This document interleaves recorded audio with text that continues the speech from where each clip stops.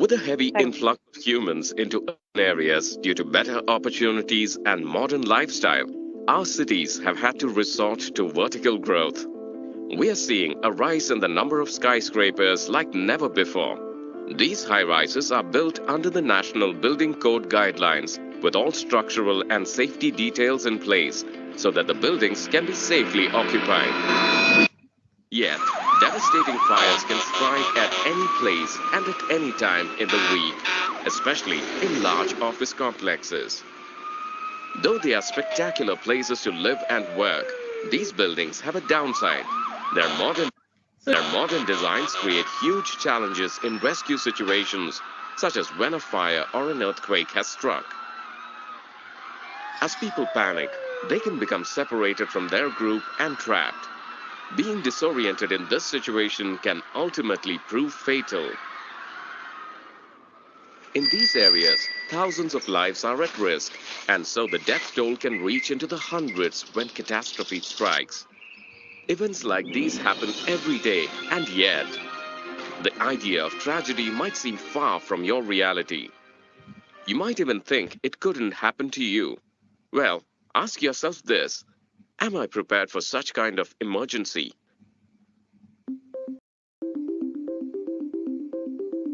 This session will train you to be prepared for emergencies like fires and earthquakes. By the end of this session, you will be able to recognize safety equipment and signage, familiarize yourself with standard operating procedures.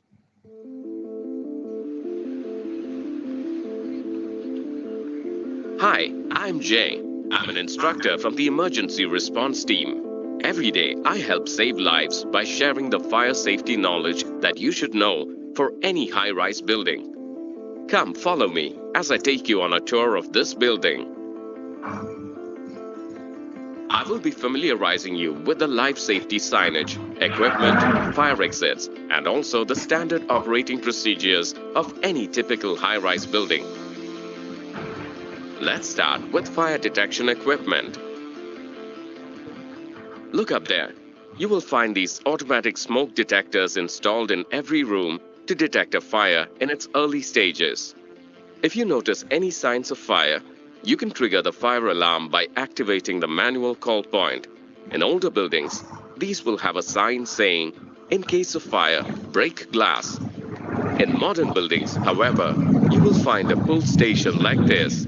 By activating it, you set off the fire alarm throughout the entire building and alert its occupants. Every room is equipped with electronic hooters, which are activated by the fire alarm panel to give an early warning to all other occupants of a fire. In most buildings, you will also have a public address system. The PA system's control and microphone are usually kept in an emergency control center or BMS room on the ground level. During an emergency, you will hear safety instructions through the PA system. You need to listen to these instructions and follow them. Some PA systems have two-way communication, so if you are trapped or have anything to communicate back to the control room, press this button and speak into the mic. Emergency control room personnel can then listen to you and take action. Now let's learn about the systems that help in actually fighting fires. These are fire extinguishers. Despite the many different types, fire extinguishers can be used to put out small fires only. To fight larger fires, you need huge volumes of water, which the automatic sprinkler systems provide. When the temperature around them reaches 68 degrees Celsius, they spray water continuously and douse the fire.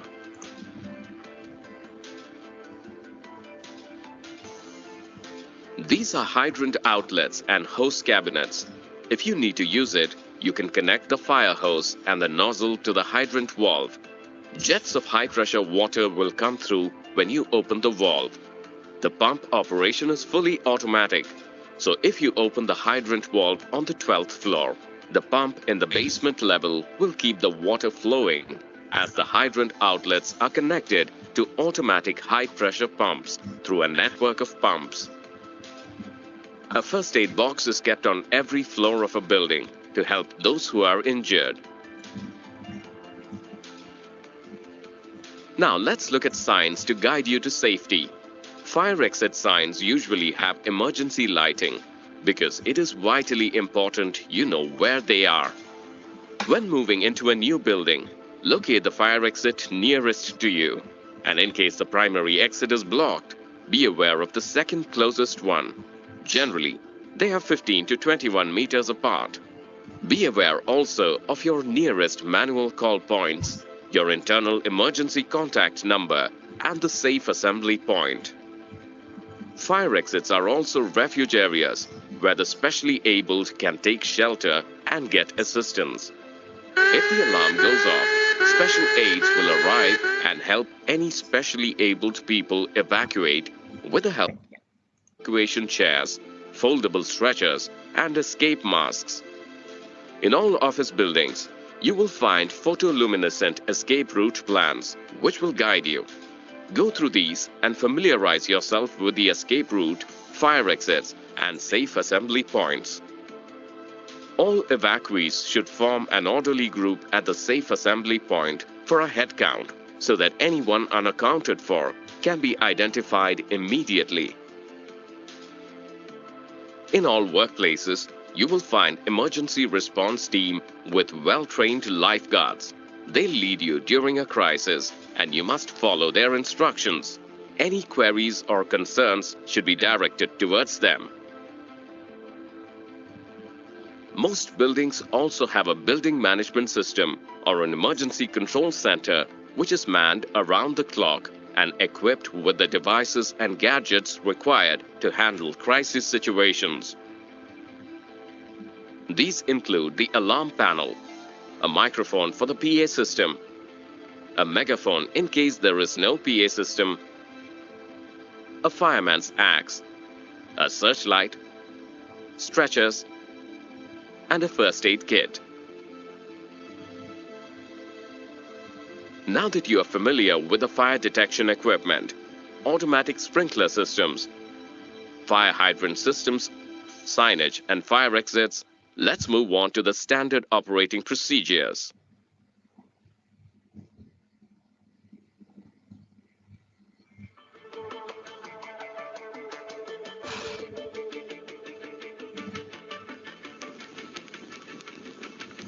If you notice smoke, first raise the fire alarm.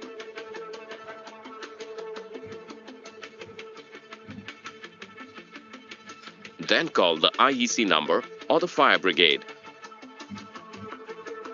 And then fight the fire if you are trained to do so. Following this, calmly evacuate the building.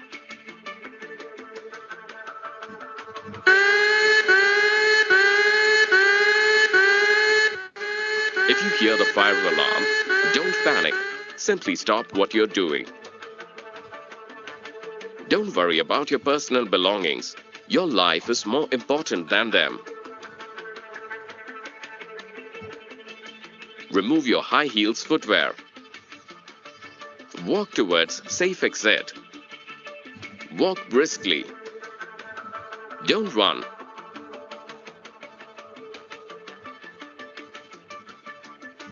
Don't go to the terrace. Don't use the lifts. Use the nearest fire exit.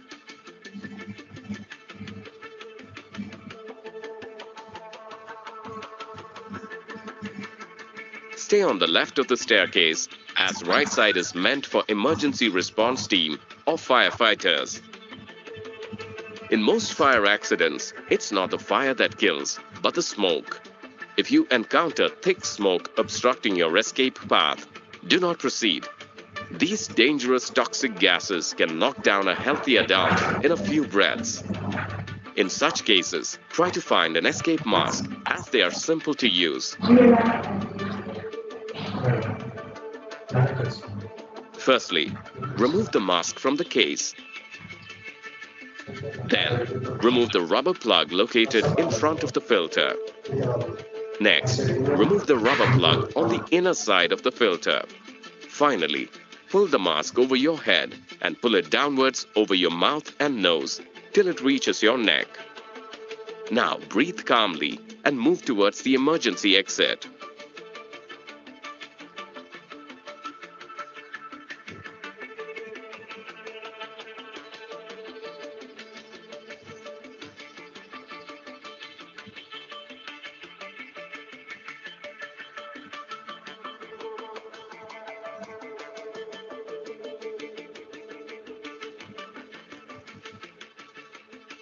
Go to the safe assembly point and offer yourself for the head count, or wait for further instructions. Only return to the building if you hear the all clear signal. Lastly, an important reminder for whenever the fire alarm is raised. The lift is grounded. The access control is deactivated. The power supply goes off and only emergency lighting systems come on. Finally, the HVAC systems are shut to prevent smoke from spreading.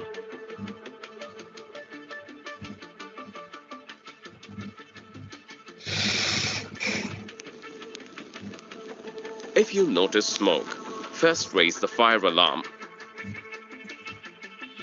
Then call the IEC number or the fire brigade, and then fight the fire if you are trained to do so. Following this, calmly evacuate the building. If you hear the fire alarm, don't panic. Simply stop what you're doing. Don't worry about your personal belongings. Your life is more important than them. Remove your high heels footwear. Walk towards safe exit.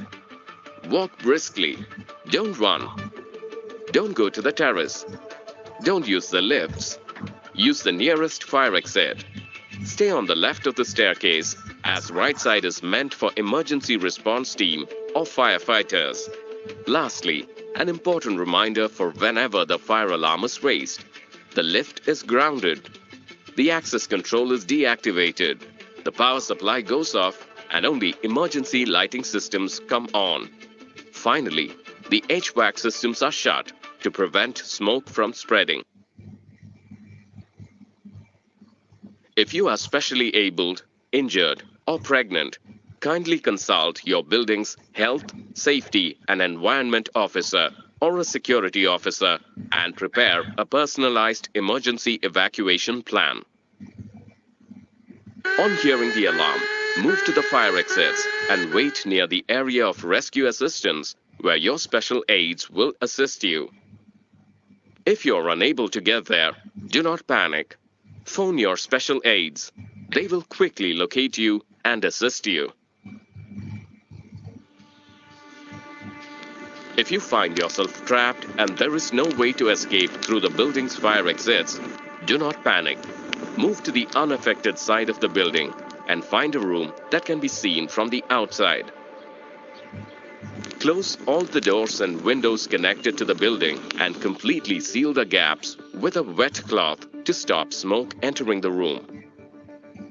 Open the windows for fresh air, but if smoke starts entering, then immediately close them. Do not break the window glass. Do not attempt to jump or climb down. Wave a flashlight or bright clothing at the window until you get the firefighters' attention.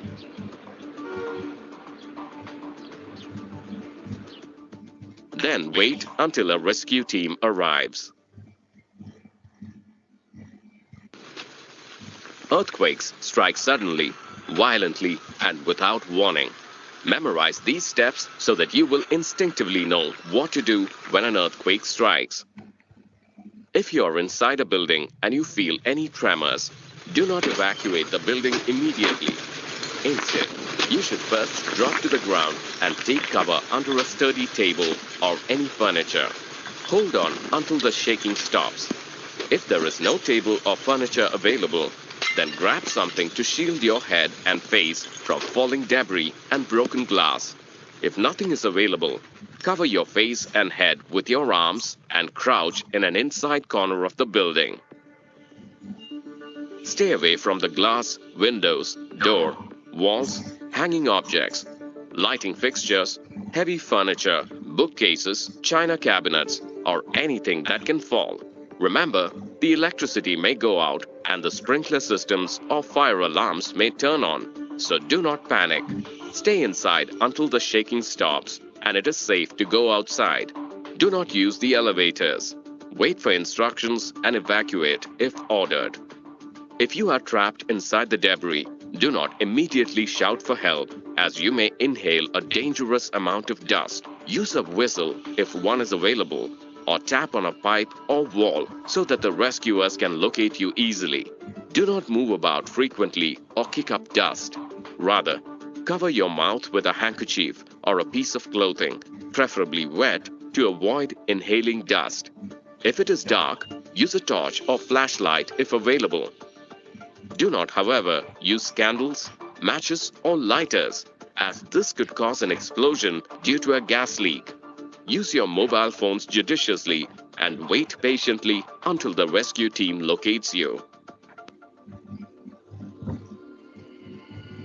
It has been proven that in emergency situations, people often go into immediate denial to prevent themselves from facing the reality. However, this prevents them from taking life-saving actions. In a true disaster scenario, survivors identify it as such and quickly move to the next phase, deliberation. If you have experienced this situation before or trained for it, you are much more likely to act decisively at this point. One can never be sure how you will act until you are in that situation, but one can always be prepared.